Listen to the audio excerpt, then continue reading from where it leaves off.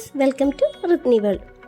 അപ്പോൾ നമ്മൾ വെളുപ്പിനെ ഒരു 4 മണിക്കൊക്കെ തന്നെ നമ്മുടെ യാത്ര തുടങ്ങി കേട്ടോ. അപ്പോൾ ഒരു ചെറിയ ചാറ്റൽ മഴയൊക്കെ ഉണ്ടായിരുന്നുള്ളൂ. എന്നാൽ കുറച്ചങ്ങോട്ട് ചെന്നപ്പോഴേക്കും പിന്നെ അതൊരു പെരും മഴയായിട്ട് മാറി. ചില സമയത്താണെങ്കിൽ റോഡ് കാണാൻ പോലും പറ്റുന്നില്ലായിരുന്നു. വീണ്ടും മഴയൊക്കെ ഒന്ന് കുറഞ്ഞു, നല്ലൊരു കാലാവസ്ഥയിലേക്ക് എത്തി.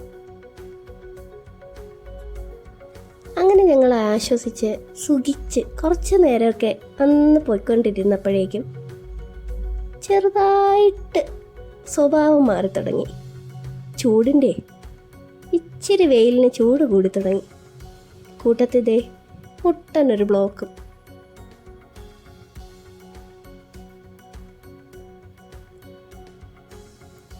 അത് കഴിഞ്ഞപ്പോഴേക്കും പിന്നെയും പെരുമഴ. പിന്നെയും നല്ല വെയിൽ. അപ്പോഴേക്കും ഞങ്ങൾ ചുരം കയറാൻ തുടങ്ങി കേട്ടോ.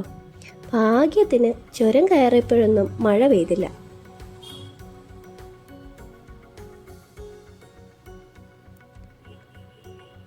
വലിയ ബുദ്ധിമുട്ടുകളും തടസ്സങ്ങളും ഒന്നും ഇല്ലാതെ ഞങ്ങൾ അങ്ങനെ ചുരം കയറാൻ തുടങ്ങി.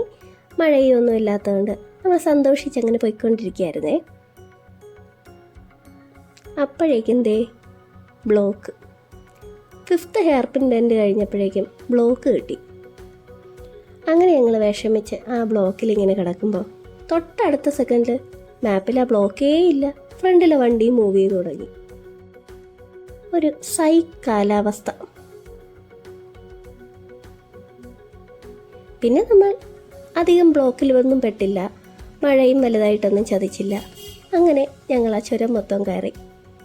എന്നാലും പ്രകൃതിയുടെ മൂഡ് സ്വിങ്സ് ഒക്കെ കഴിഞ്ഞ് വയനാട് എത്തിയപ്പോഴേക്കും വൈകിട്ടായി.